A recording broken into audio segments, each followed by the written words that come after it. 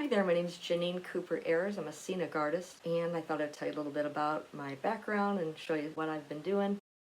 I was living in the Venice Beach area. I saw what looked like the facade of a castle. I ride my bike into the lot, and I see that there's an artist or a painter working on the facade of a castle, and I just struck up a conversation. It's kind of how it all started for me. As I interned on that movie, it was called Time Trackers. I'd say probably 2 or 3 days I didn't get paid, but then they started paying me. And then the next movie came along pretty quick because I was working for Roger Corman. He was king of the B movies.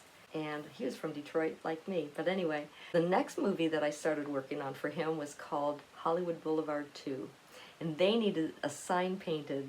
And I told them, sure, I'll do it. Well, it was pretty rough. I think I stayed up almost all night to try to paint this sign. I was cutting it out of foam cord, has to look like the front of a movie studio. It was rough, but that's how you learn. And that's kind of how I learned in the business. Just as I went along, I would pick the brain of whatever artist I was working with. I had an opportunity there to just learn from some of the best, so I'm really grateful for that. I've worked on a few more movies for Roger Corman, but then I heard there was a movie, it was in pre-production, and their office was in Santa Monica.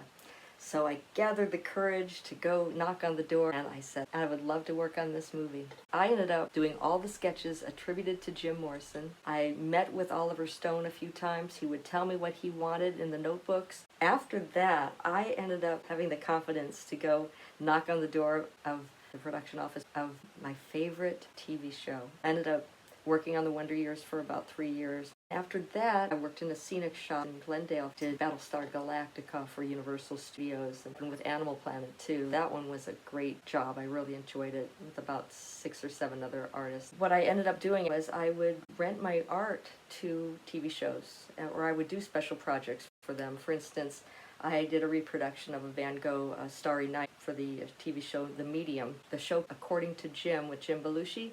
He had me just do a bunch of my alien art. Recently, I did some animation cells for Charles Schulz's museum up in the Bay Area. I've done sign painting at schools. I've done murals. I've done murals on the sides of houses.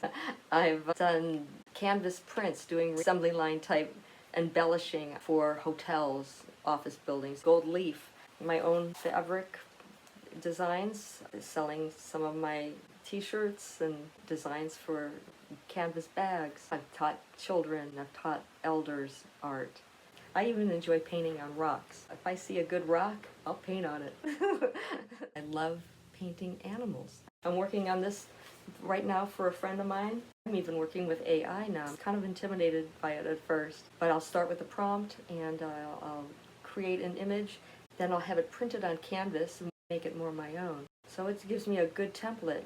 Once I worked for the city of Santa Clarita in their arts and events office, I was mentoring this young girl, and she loved the X-Files just as much as I did. I sent a letter to Chris Carter, the creator of the X-Files, and I asked him if I could bring the girl that I was mentoring down to her stage for an afternoon in exchange for one of my alien paintings. He said yes. We went down there. I gave Chris Carter the painting. It was a blast.